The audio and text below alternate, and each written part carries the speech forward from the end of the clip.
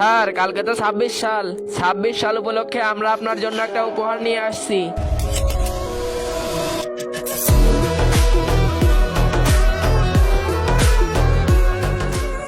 আচ্ছা এটা বলো যে এই রকেট কত উপরে যাবে?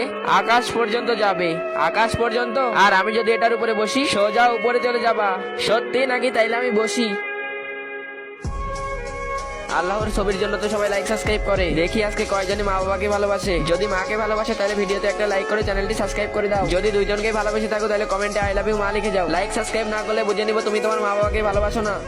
আরে স্যার জলদি নামেন, জলদি নামেন।